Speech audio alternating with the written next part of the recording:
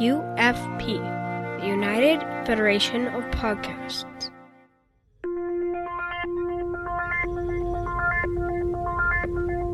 Engage. 78 years have passed since the days of the original USS Enterprise. Now a new Galaxy starship has been designed.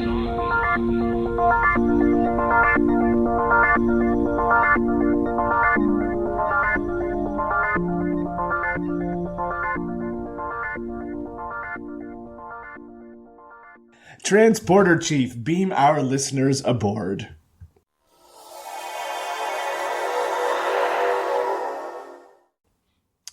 Welcome to Galaxy Class, a Star Trek The Next Generation podcast on the United Federation of Podcast Network.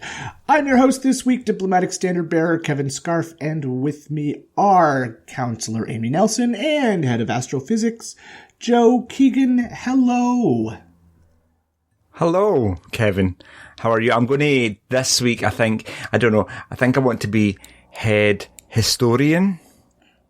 Because I've realised that I never studied history at school, so it was like an elective. So you do it in like the first couple of years of high school, and then you have a choice to drop it. I dropped it so I only really know stuff about the First World War, essentially. And that was like 30 years ago or something. So I know nothing about history. So I've taken up studying history, like through podcasts. So Dan Carlin's podcast called Hardcore History has been really interesting. All about like ancient kind of Babylonia, Assyria, the Persians, all these empires, like the Spartans and the Battle of the Gates of Thermopylae, all that kind of thing. It's fascinating. So I'm just filling my head with more stuff, which is great. So I bet you're looking forward to our local host starting history with the Szilagys. Yes, I am actually. I looked for it the other day, and I don't think an episode has come out yet. Is that right? No, it hasn't started yet, but yeah. Okay, very soon. I'll be there, an avid listener. I only listen to one history podcast. It's called The Secret Life of Canada, and it's all about, how history is most often told from the point of view of white men. And so this is, what everyone else was doing. There's a lot of indigenous history and women's history on it too. It's been really interesting. That is interesting. Nice. Yeah, and a lot of people think Canadian history is kind of boring because, we just asked politely if we could be a country, and the Queen said, "Oh, all right," instead of having a war. But there's a lot of crazy stuff has happened in this country in the last 150 years. So. Kevin, I've got a feeling like the UK government have just fired lots of nuclear missiles at Canada for your impersonation of Queen Victoria. Well, she's dead. All right. We don't actually have any recordings of Queen Victoria's voice, do we? So how do you know that's what she sounded like? 3, 2, 1. Kaboom, Kevin, kaboom. I'm melting. Well, we will celebrate the Queen Victoria next weekend. It is her birthday weekend, and it is a national holiday in this country. So here's to Queen Vic. It's going to be a lot of candles on that cake. Don't blow them out. No. That's what we learned from COVID. No more blowing candles out on cake. We're not allowed to gather, so no one's having a party anyway. Look, on that happy... And my dad's birthday, I put a one single candle on this cake, and everybody's like, "I'll blow out the candle," and I was like, "Seriously? No, COVID." So I took the candle away. Don't spit all over the cake. And I was like, "No, please, we're in a pandemic. Stop." Mm-hmm. Amy, how are you? I'm doing great, you guys. 2 more weeks of school, and talking about birthday weekends, my birthday weekend is next weekend as well. I get to celebrate with Queen Vic. Nice. That's cool. And for reminding me that you only have 2 weeks of school left before the summer holidays, all 7 months of them, I have hacked the UK government's tactical nuclear missiles and fired them at you also. But no, remember, for the very first time in 21 years, I will be teaching summer school. Oh, no, why would you? Because I want to get to London and go to Star Trek Destination. Okay. So summer school's going to be paying for London and all the fun that I'm going to have over there and on the cruise. So I will be working until June 30th, which I believe is later than you, Joe. Yes. Yes. Yes. No. Yes. Yes. 2 days later. I think we finish on whatever that Thursday is, the last Thursday in June. We finish on the 24th. Yeah, and I go till the 30th. We'll get you. But it's summer school, so it's like you probably turn up at 11, leave at 2:30. Okay, no. So it's for credit retrieval, and the kids have to come to my class from 7 a.m. to 1:30, and I get them all day long. Oh, who wants to learn math at 7 o'clock in the morning? Who wants to teach all day the same students? I'm like, I already have been through like all my activities. What things can we do outside? Like, I got to make this fun and I got to make it educational. So the challenge is real, people. And I'm pulling out all the stops. Going to be any activities, I'm going to be doing it. Good luck. Thank you. Well, I don't have any plans. We're still in lockdown. Yeah. Hopefully by the summer I can do something, get out of this house. Yes. Well, you know, it'll happen eventually. We'll all be safe together.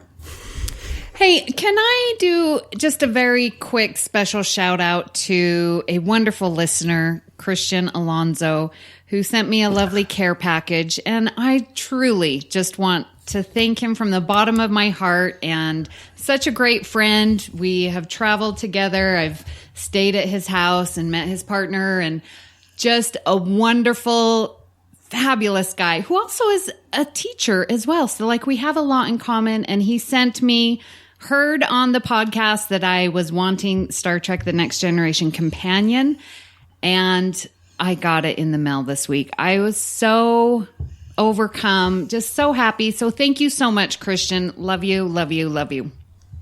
No, you can't do that. Well, I did. Wait, who's editing this? Thanks. That's lovely of Christian. Kevin, we obviously live further away, so it's taken a longer time for our care packages from Christian to arrive. That's true. I will be at the front door for the postman every morning.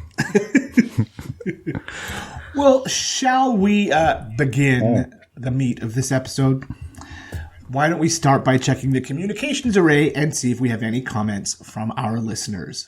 Logs accessed. Okay, I'll go first. We have, on the topic of our Science and TNG episode, which was episode 1 for Galaxy Class, we have a comment from Nadim Bayati. I love this comment. I love it so much. I sent this comment to my biology colleagues at school just to prove the fact that I knew stuff about biology, and they've made me an honorary biologist, so that's cool.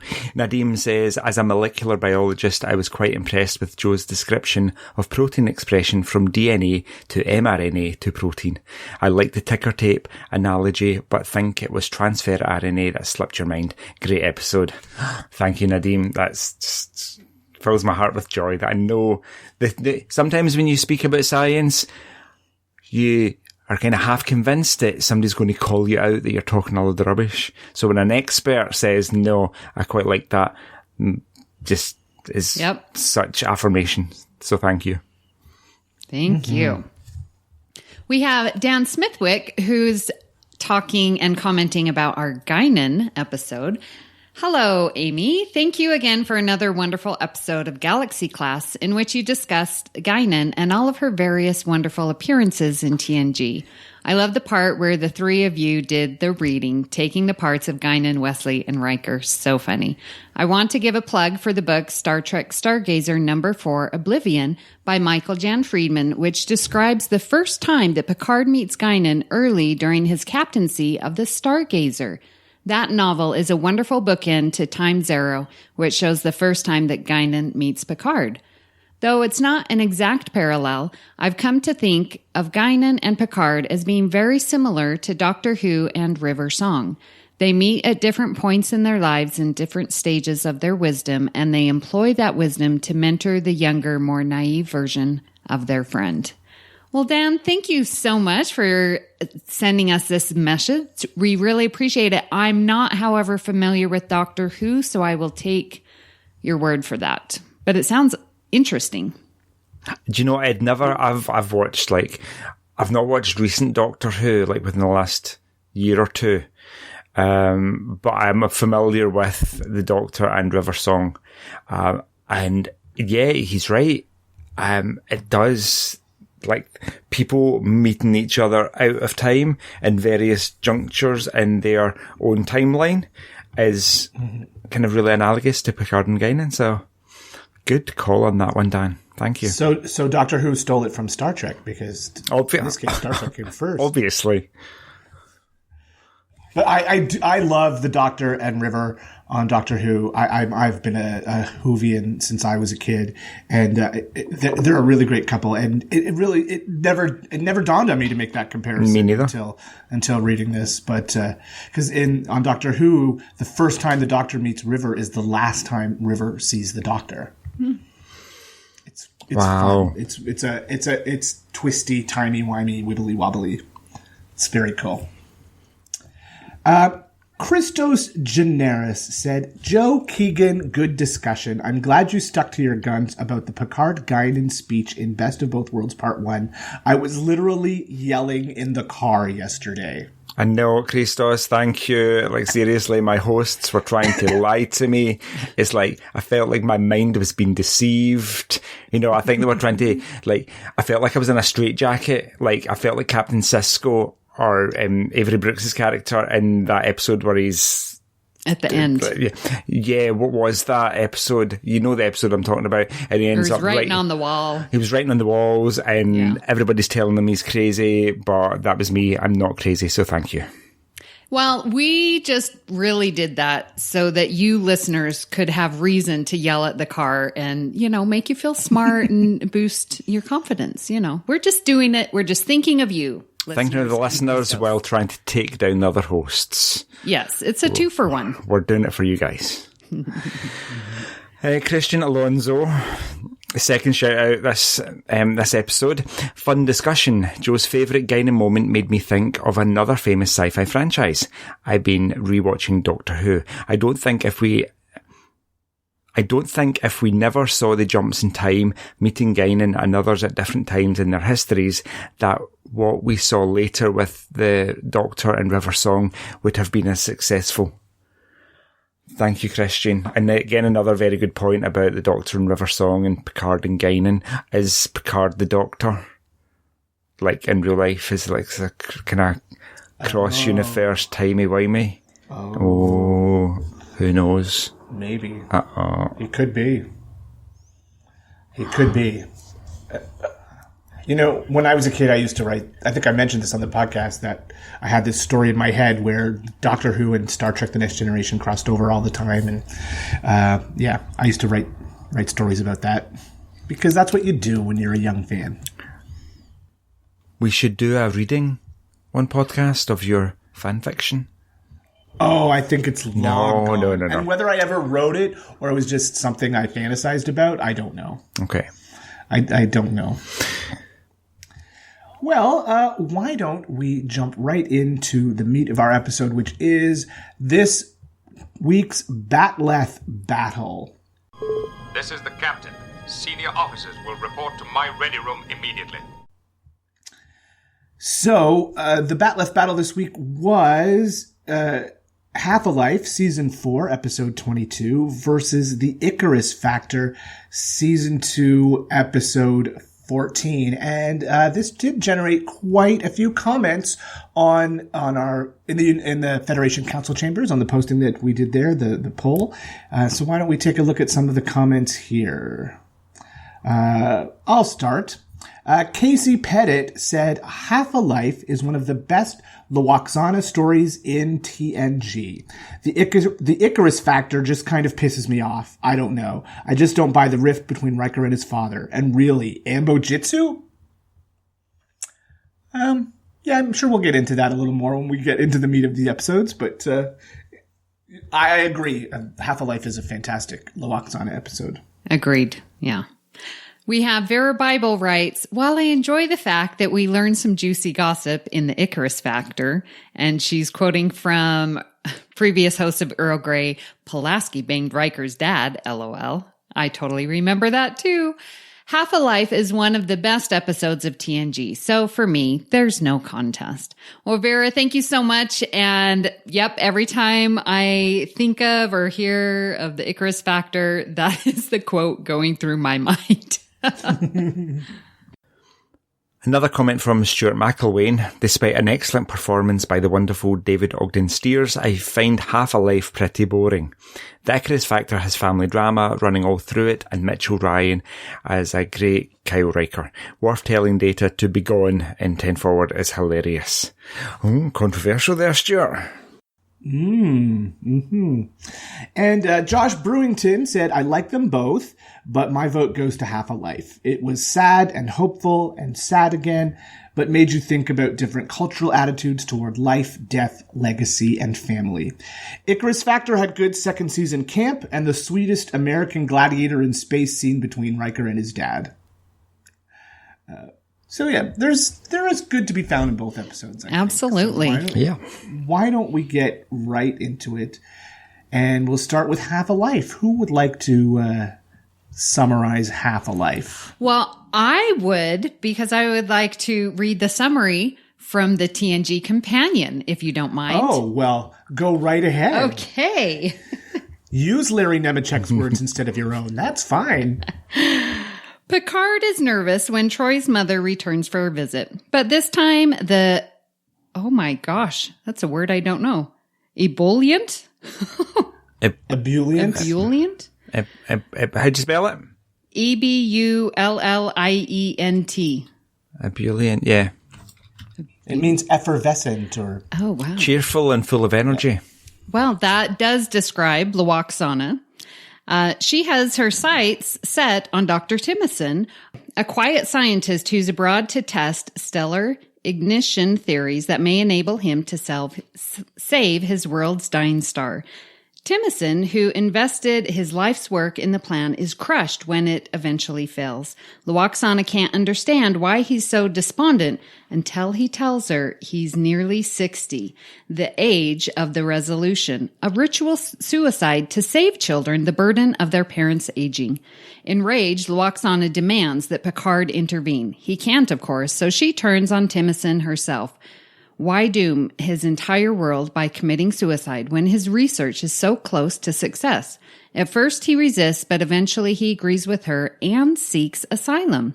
His decision causes an uproar among his people, and armed ships are sent to retrieve him. Timothy stands firm, though, until his daughter beams up to plead with him to stand by the heritage he taught her. Touched, he agrees and tells his tearful Lwaxana that the revolutionary will have to be someone else. Later, Timothy is surprised when Lwaxana shows up as he prepares to beam down. If she is one of his loved ones, she tells him she wants to be there with all the others when he says goodbye. Very nicely said, Larry. Yes. Yes, thank you, Larry. Didn't talk about the B plot, though. Well, the B plot really wasn't that important. What was the B plot? Come the B plot. on, Oh, no, I can't Wesley recognizing. Oh no, that was the other show. Oh yeah. It Sorry. was my turn. Stop stealing my stuff. Oh yeah. Okay, yeah. That's the episode. Yeah, my bad. I don't think there was a B plot in Half a Life, was there? No, everything was A plot in Half a Life. Yeah. To the point where Beverly got one line. They just stuck her on the bridge for no reason to say her one line because she didn't have anything else to do in this episode. Yeah. So let's talk about Timothy, right? David Ogden Stiers. Amazing. Yeah, fantastic. And then we also get Michelle Forbes. Ensign role, yeah. Well, Alien Dara ensign role. in this one. Yeah. I'm not entirely Majel. familiar. I didn't grow up with David Ogden Stiers in anything that I watched, so, but I get why. You didn't watch MASH. No, not really, no. I think my parents watched it and it was kind of maybe on and up. Beauty and the Beast, Pocahontas, No. Hunchback of Notre Dame. No. Like, you didn't watch Disney movies? He was in all of them. But Lilo and Stitch. I know, but you wouldn't recognise it as him, would you? Necessarily. You knew his voice. Yeah.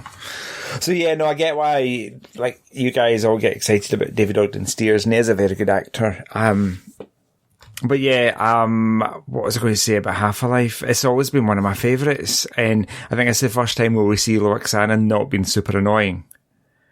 We see this, she's passionate about something, and she's not this kind of frivolous, flighty, always just wanting to have fun. She feels something, and she goes on a bit of a mission to try and save this guy that she falls in love with. Okay, so I'm just going to push you a little bit on that where you say that she's not annoying, because I see where people say that, but man, she went straight down into engineering and swiped off all those pads and set up dinner. Like, she was being just as annoying as we see her previously. And Dr. Timoson's like, no, I can't do this. And she just grabs his arm and says, nope, we're going to go do this. Like, to me, she was the same annoying, I'm going to do it my way. I know, but my point... So I'm wondering why it's not perceived as annoying, because it was. She was herself. My point is that this is the first time we see her being not annoying, because she develops this passion and this fighter's instinct to try and save Timothy. Towards the end of the episode, where she becomes enraged that this planet would kill everybody over 60. So we see her, that's where she changes. She has some redeeming qualities at that point. It was really the first time where she was more than just a surface level character too, right? Like, so this was her 4th appearance on the show. And in the 3 before those were Haven, Manhunt, and Menage a Troi. She was over the top, but we didn't see any depth or sort of emotional core to her being. She was just out there being fantastic all the time. And this was the first time we got to see Loxana really care about someone who wasn't really herself or her daughter, you know? Do you know what I mean? Yep. Am I making sense? No, that's absolutely right, I think. Amy, you look like you've got something to say about that. No, I'm good. I just disagree. I think Troi, Loxana has always been, I mean, you bring up Menage a Troi, like how she was so capable to manipulate the Ferengi into almost, releasing the codes, and like, she may not have had the depth of death in her previous stories, but I felt like she's always been there. Like, her love and passion when Troi was going to get married in the first season.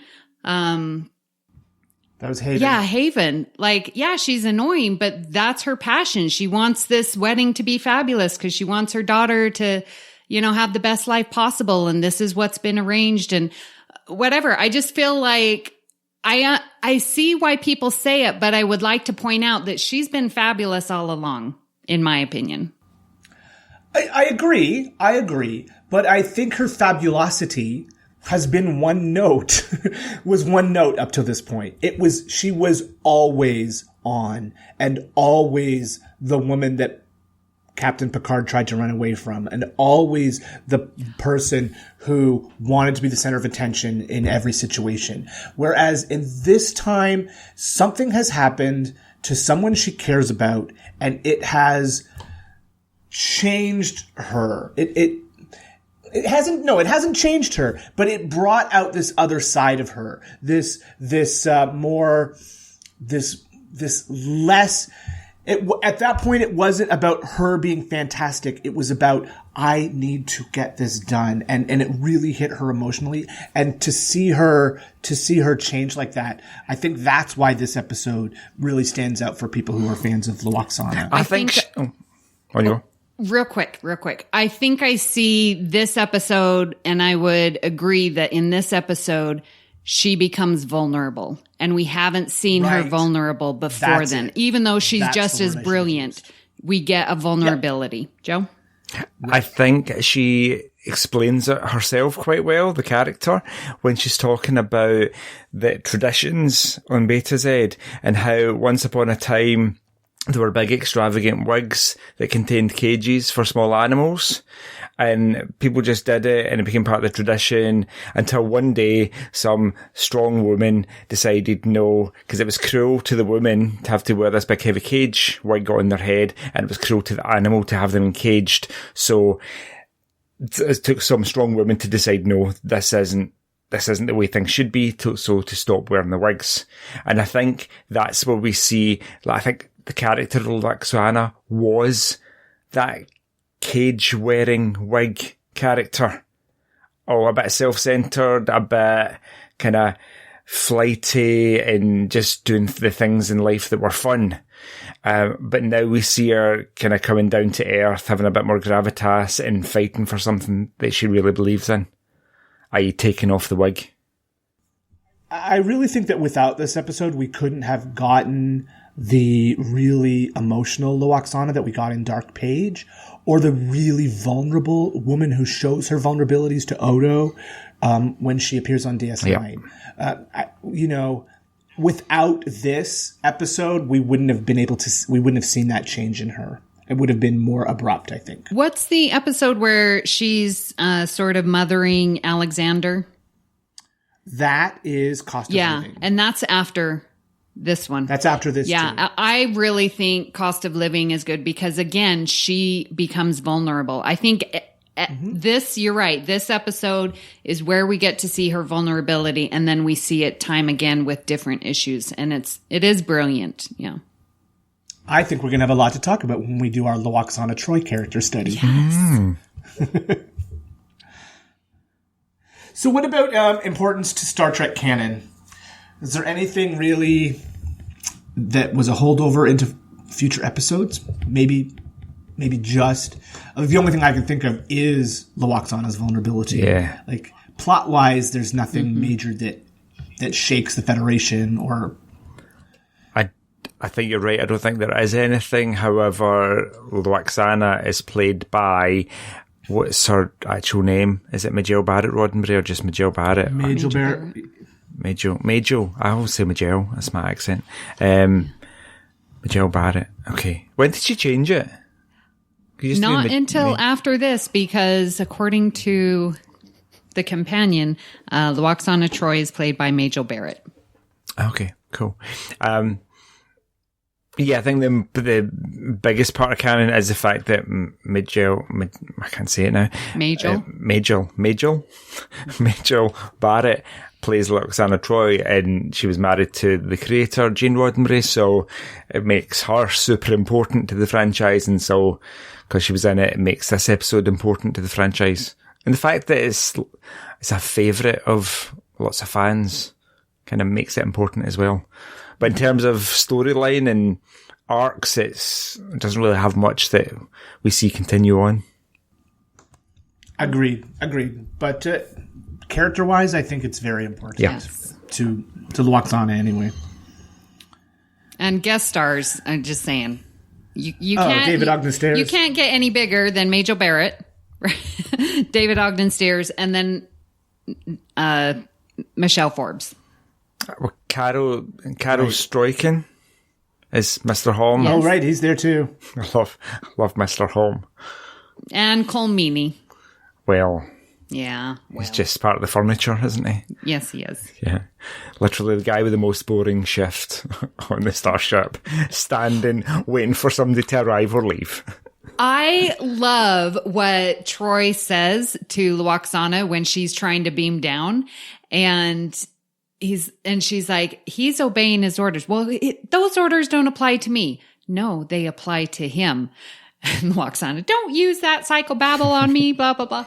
But how brilliant, and I love that kind of logic when kids try and say, well, da, da, da, da, da. And I said, Yeah, that's their actions. Let's talk about your actions. Absolutely. Yeah. Well, I think that's a good sum up of Half a Life. So we should move on to the Icarus factor. Now, Amy, would you like to regale us with your story from the book again, or Joe? Would No, you it's like my turn. Amy can't do two. Okay. Or Larry can do both. Larry can't do both. All right, so give us a brief rundown of the Icarus factor then, Joe. Okay, do you know what? I watched this episode today and I struggled to remember what it's about because, what on earth is it about? So Commander Riker is offered the command of the USS Ares, and it's going on a deep space mission out to kind of check on some evidence that there might be an intelligent life form out on a planet somewhere. And the Federation are sending a kind of special envoy to brief Riker on the details of the mission. Turns out that envoy is Kyle Riker, Will's father, who he hasn't seen in 15 years and he doesn't really like very much because he abandoned him when he was a teenager in Alaska or Canada or one of those places. Can't remember which. Could be both. They're Alaska. The same place. Alaska. Okay. I'm just thinking the lower decks where that ensign guy thought it was Canada, but it's not. It's Alaska. Yeah. So, is Alaska still part of the US? Yes. In the 24th century? Is there a US? Is there a US? century? Or is it part of the Russian Federation? Who knows? Anyways, there's a B story in this where Wesley recognises that there's something wrong with Worf and he's not been very communicative. Not that he was very communicative before. And he gets Pulaski and LaForge and Data on board to try and figure it out. Wesley downloads the entire Klingon cultural database. It reads it in the space of 15 minutes and figures out that it's the anniversary of Worf's rite of ascension. And so they hold a wee, not very party-like party on the holodeck with Klingon pain sticks, and Worf has to get stabbed in the chest with Klingon pain sticks, which apparently caused the head of some giant 2-ton elephant-like alien beast to explode, according to somebody. Miles O'Brien is there as well. So yeah, Worf has his Rite of Ascension party. Riker and both Rikers, Kyle and Will, have a gladiator fight, but blindfolded. And then I can't really remember if they make up at the end. And Will decides not to take command of the Ares. The end. Ugh, I've lost all Good that job. time of my life. Never getting that back. Yeah. Oh, you don't like the episode then? Oh, it's a bit forgettable. Do you know what? I read about the production of it, and apparently the director wanted to inject more emotion into it because it's kind of a family drama. You've got Worf's anniversary of his Rite of Ascension, and he wanted to bring out all the emotion in the characters. Obviously, for Will, reuniting with his father after so long is going to be very emotional. Turns out that Pulaski's had a previous relationship with Kyle Riker. That's potentially going to be emotional. But Gene Roddenberry says no emotions, no nothing. Obviously, we don't have emotions in the future, so let's just keep it very straight shooters, straight down the line, whatever, straight something else, non-emotional, act like robots. And so this director never came back for any other episodes because of that. So having read that, then watched the episode, I'm like, the episode just seemed devoid of life for me. Even Captain Picard seems a bit too straight-laced. And there's some other things that annoyed me. Kyle Riker says, "Excuse me, ladies." Now in the bar scene where he meets Pulaski again, and then Picard says to Will and Kyle, "Excuse me, gentlemen," and I'm like, these are just really old-fashioned terms. Now I know I'm watching through the Oculus of 2021, so "excuse me, ladies" and "excuse me, gentlemen" just seemed super old-fashioned to me. I know I've become super woke recently, but it kind of irritated me even more. So, yeah, I'm not a fan. The one irritation that I had was Picard allowing someone to be beamed aboard and not telling Will that who it is, first of all, that it's your father. Like, why was he trying to make this be a surprise? Did Kyle Riker instruct him? I've never seen Picard to not give needed information to his crew. And I didn't like that it was this big mystery and it felt like everyone was in on it. And so blindsided Riker. And I just didn't feel that was very professional. Well, Kyle did say that he wanted it to be a surprise. Kyle said that. But, you know, Riker could have looked at the transporter records or there's got to be some kind of manifest of who's coming on and off the ship. Like, if he's getting a promotion and an envoy is coming, you would think that his documentation would say who that envoy is. Right. And that doesn't make any sense. And the fact that all of this debriefing could have been done by, you know, giving him a USB drive or whatever it is back in the day. And they say it in the episode. This could have been sent in a report. And then I'm like, well, then what's the whole point of this episode if all of this could have been done over a report? So that sort of did throw me out of it this time. Yeah. Well, I think, like Joe said, the point of the episode was supposed to be this family drama between Riker and his father, but all the life was kind of sucked out of it. And Kyle never came off as he's not a person I want to spend any time with. He didn't seem very likable to me. I mean, Pulaski says, oh yeah, he was somebody I wanted to spend some time with, but there wasn't a single thing Kyle Riker did that made me say, yeah, I want to hang out with that dude. The only thing that maybe had a glimmer of potential interest for me was the backstory between Kyle Riker and Dr. Pulaski. There's something there. So much so that you look at Kyle Riker and he looks like an American actor that's been in everything. He's got a strong jaw. He's got strong, slightly wild eyebrows. He looks like he's been in like every single American TV show and movie that there's ever been. He has that look about him. You know, he was the villain in Lethal Weapon. That's where people know him from. I saw that on IMDb. And I know that Diane Muldaur, how do you say her surname? Muldaur. Okay, I know that Diane Muldaur has been in a bunch of stuff as well. So watching them together, I became convinced that they had to have been in something together before that episode of Star Trek, because there is a kind of good chemistry between them. But I looked it up. There's a wee function on IMDb where you can put in two people's names and it'll tell you if they've been in anything together. And the only thing they've been in together is the Icarus Factor. So that was there's one redeeming quality about it, their rapport. Sign of good acting. Yeah. I had forgotten that he was on the show Dharma and Greg. He played Greg's father. Oh, I loved that show. You just said that and I pictured him. Yep. Yeah. He was the sort of straight-laced, conservative, rich guy father on Dharma and Greg. I have a question about the title of this episode. The show is called The Icarus Factor. Now, in the mythology, Icarus was the son of Daedalus, and they made wings out of wax. And Icarus flew too close to the sun, and his wings melted and fell. So it's like a parable about hubris and overconfidence. I do not understand how that title fits with this episode at all. I think it applies more to Kyle now that with that description, because he's the one that has the hubris, I think. He's the one that's going to be always right. He's the one that's super competitive with his son.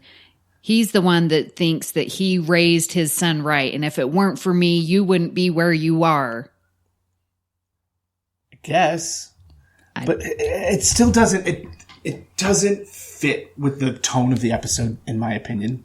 And so then he needs to take a step down and become humble and say, all right, son, let's try. and that we do get that. It's not great at the end of the episode. I mean, like Joe was even questioning, do they make up? Sort of. Yeah. You know, it's a terrible makeup and you don't know what they actually got over. Did they just decide, okay, to release 15 years of pain and suffering and move on from that point right now? It's very unclear. And if they wanted this to be a relationship episode, they haven't figured out how to do it well quite yet. Yeah. I just found an old picture of Kyle and Will. I'll show you in my book. Can you see that? Oh, yes. Oh, can you see it? There you go. Yes. Brilliant. Go. Icarus and Daedalus. Yeah. I kind of struggle. There's something about Will flying too close to the sun and not taking the command. He got so close but decided not to take it. He didn't take the command of the Ares. That's the only... Yes, but if that was the case, if it had been Will's hubris, he would have taken command and then got the ship blown up, right? That would have been the exact parallel to the myth. I don't get it. Hey, do you know the little trivia about another special guest on this episode? I may know who you are talking about. Are you talking about Entertainment Tonight? Yes, Entertainment Tonight. Do. Big show. Well, probably the one that launched like TMZ and all those, celebrity shows. But Entertainment Tonight was huge. And John Tesh, being one of the co-hosts of that show, loved Star Trek and came to the studios and was like, "Hey, I want to be anything. Just let me be." Oh. And so he is one of the Klingons in Worf's Ascension party. And he also, another little bit of trivia, was that it was also the same time period as the making of Star Trek V. And so there was this quote unquote Klingon shortage. And so 3 of the Klingons in the Ascension line are wearing boots from Planet of the Apes and not actual Star Trek Klingon boots. Wow. That's a cool tidbit of information. I wondered about the writing on the Anbo-jitsu ring, like all the Japanese, if it actually meant anything. So I've been doing a little research here. And it just says that it's references to Japanese culture. The largest character in the center is a reference to the anime series Urusei Yatsura. So, like, these are just like Japanese cultural references. We talk about cultural appropriation these days, and the sort of use of Japanese. Badly spoken Japanese. The Rikers say some random words in Japanese that aren't pronounced all that well. And this, I don't know. In 2021, it just sort of rubs wrong. Sort of Asian cultural appropriation. I noticed it this time, and it was the first time that I noticed it. And I was like, oh, they're like really speaking Japanese. I was like, See, I didn't notice anybody spoke Japanese apart from the word Zambo-jitsu, which I assumed was Japanese. See, that's how much the episode did not kind of stay in my brain. Yeah, it's weird. It's a weird episode. And I never understood what exactly the move Kyle Riker did in the ring that was illegal and made Riker fall down. I mean, he got hit in the thigh. That's what made him fall down. I was watching very carefully. I'm like, okay, I'm going to find this illegal move. And obviously I don't know the rules. So I'm assuming hitting in the thigh is illegal, but I was like, that didn't seem any different than what we saw previous different moves, so. Yeah, it wasn't very well explained, and why they had to create a new martial art when they could have just used, I don't know. It's the future. Sumo. They could have put the Rikers in big, fat sumo suits and had them push each other out of a ring. So, question for you. Did you guys experience a parent that won all the time? That had to win? Not had to win, but, won and sort of taught you a lesson that you know. No. Okay. I didn't either. So I think in part, I'm sure that there are parents, well, there are, because I have been teaching for 21 years and have come across some parents like this. And so I think it may affect different fans differently because they can have a personal connection to this story. But yeah, as far as that competitive nature and the dissonance with a parent, I personally don't have that connection with. Yeah, me neither. Yeah. So, Kyle uses I'm going to destroy some Japanese here, Hachidan Kiritsu, which Will pronounces as Karitsu, which apparently is an illegal move in Ambujitsu. And Ambujitsu itself is a made-up martial art. Yes. So... can I give one other bit of trivia? Sure. Please.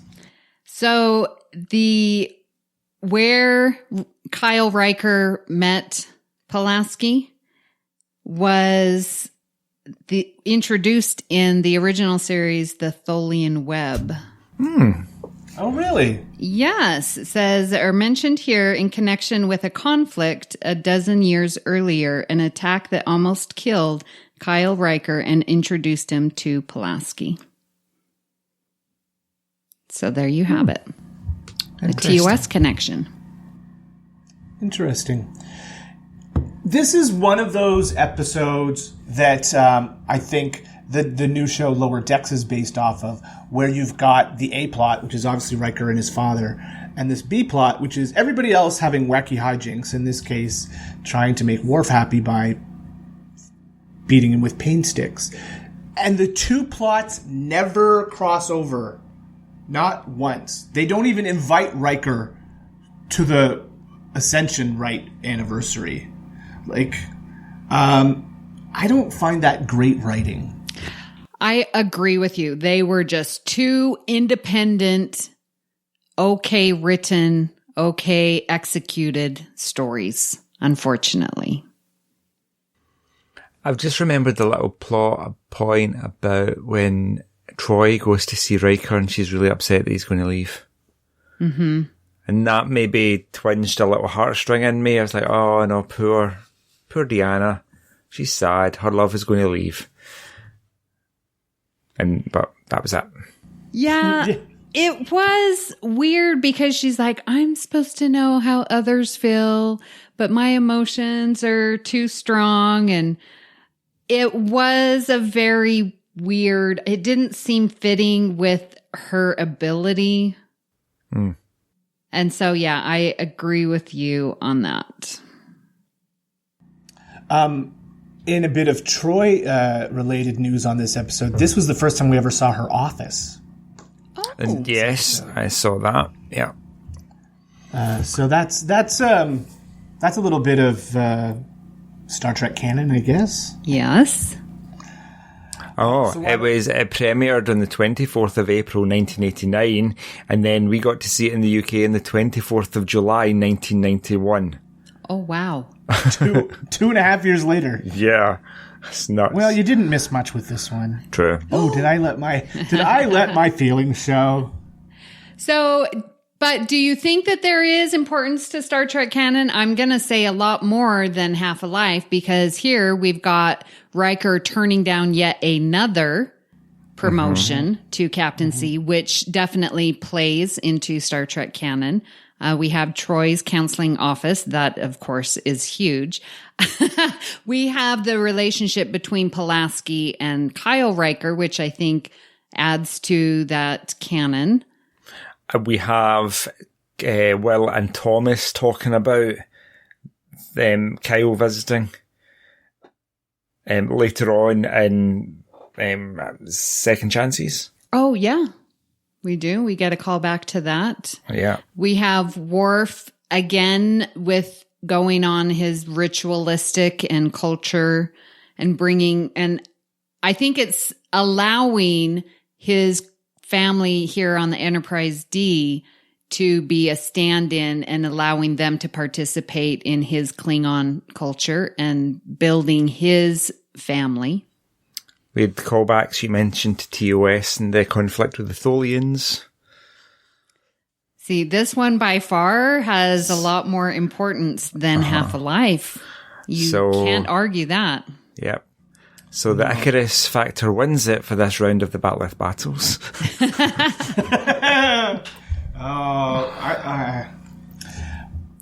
Do we have anything else we want to say about Icarus factor before we move on to the voting and the final thoughts?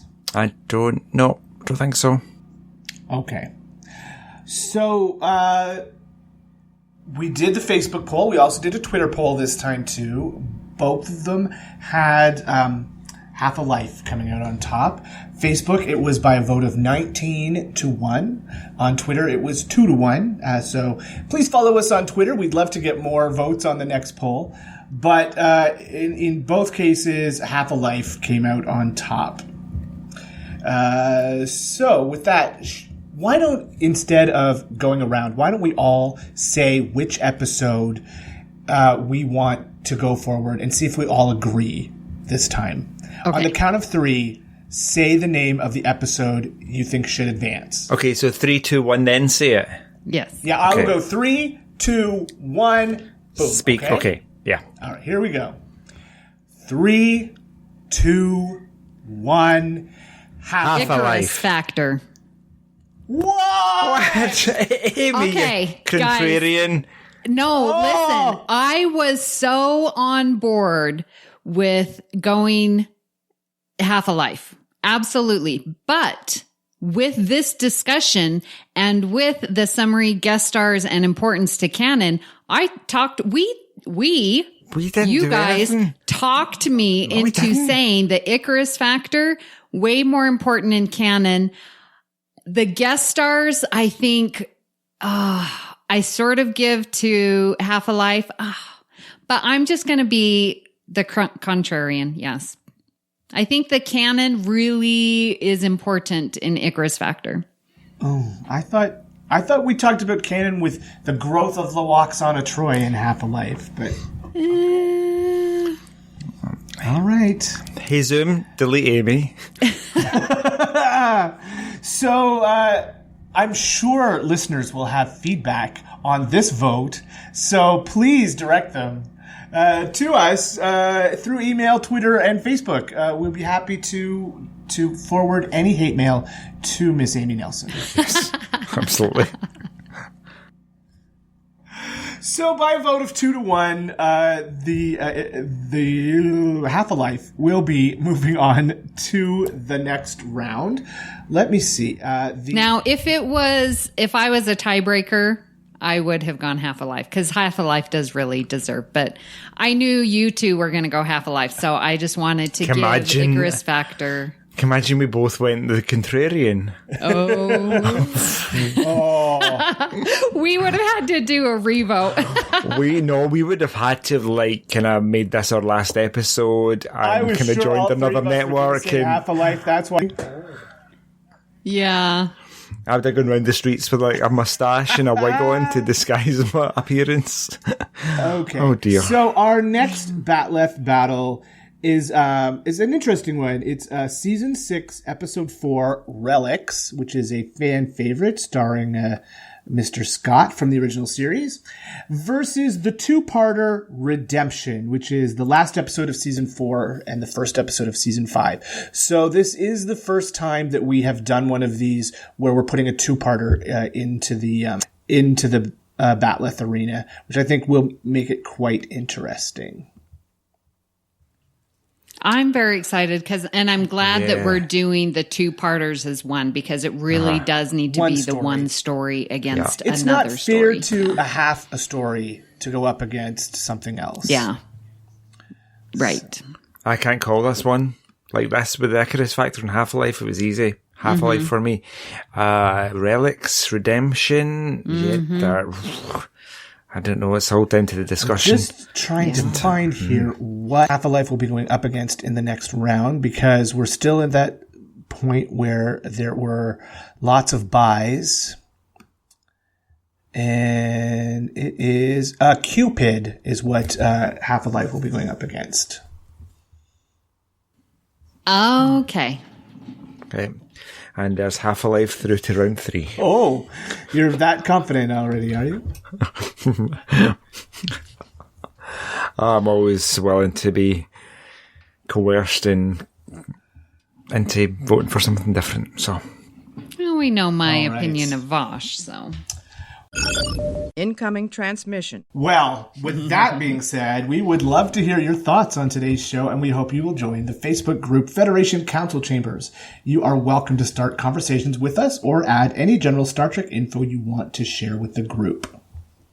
If you'd like to send us an email, you can email us directly at galaxyclass@ufp.earth.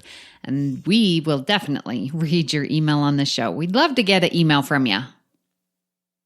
please hit the subscribe button on Apple Podcasts or wherever you get your podcasts and leave us a star rating and written review. That helps others to find the show. You can also follow the entire network's podcasts with our master feed by searching United Federation of Podcasts. This way you won't miss any of our fine shows like All Good Things, Franchise Fatigue, Always Hold On to Arrow, General Quarters, Mickey's Marvels, Infinite Diversity, and Trek Pod. So Amy, where can people find you when you are not playing naked Ambojitsu? Because we all know if there's a naked version, you'll be playing it. Can I play it with Kyle Riker? That's why she voted for Icarus. He wants his Peugeot stick. All right, listeners, you can find me here on the network where I'm hosting All Good Things about all of the prime Star Trek, the older Star Trek. What are we calling that older Star Trek era? Classic? Classic Bronze Trek. Age, Yes, Silver Age. I agree. Okay. Yes. Right. Yes. I'm also on Union Federation, where we talk about the Orville and compare them to Star Trek episodes. We're in a great series right now, and we're going to be talking the Krill and Face of the Enemy, because both episodes talk about going undercover. It's pretty cool. You can find me on Twitter at Miss Amy Nelson, and of course on the Federation Council Chambers Facebook group page. Kevin, where can people find you when you're not flying too close to the sun? You can find me on a couple of other podcasts, True North Nerds, where we talk about general nerdity. Our last episode we just recorded last night, and it is about the first 3 episodes of the new Star Wars animated series, The Bad Batch. You can find me on Stage Whispers, where we talk about local live theater. Our latest episode of that just came out on Friday as well, where we talk to 3 triple threat performers who are doing things professionally in the Toronto area and how they're coping through the pandemic. You can also find me on the Federation Council Chambers. You can find me on Twitter at True North Nerds. And you can now find me on TikTok if you want to watch me learn how to play ukulele. I am at KevinGS71. That is me on TikTok. What's your middle name? What's your middle name? What's your middle name? It's Glenn. Glenn. I'm named after my dad. Ah, I think I knew that. Okay, cool. So, Joe, where can people find you when you are abusing yourself with Klingon pain sticks? Have you hacked into my cameras in my home? Excuse me? I've known you for over a year now, Joe. These are just things Personality details you pick up. Oh my God. Okay, moving on. When I'm not doing that, you can find me on the Federation Council Chambers. You can tweet me on the Twitter at JoeyJoe77UK, or you can email me joepodcasts@gmail.com. Priority 1 message from Starfleet coming in on secured channel. If you'd like to help us keep all our shows coming to you each week, you can become a patron of the network on Patreon. Visit patreon.com/UFPEarth. to get all the details. We would like to recognize our executive producers, Brandon Shea Mutella, Ken Tripp, Zach Moore, and Tony Robinson. We would also like to thank Zach Tripp for our opening and closing original music, and Tony Robinson for our show art each and every week. Thank you for beaming aboard to get... Oh, did you have something else you wanted? No, sorry, I jumped in before your last line. Sorry. Oh, it's fine. It's fine. If there's something you need to say to the class, I do not. Thank you for beaming aboard the Galaxy class, and until next time, free Palestine. Great joy and gratitude. With all due respect, be gone, sir.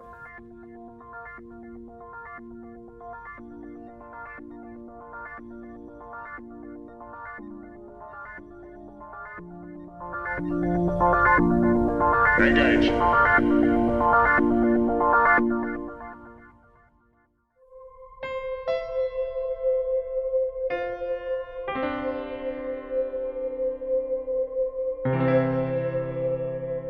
This has been a production of MTMR Media Works.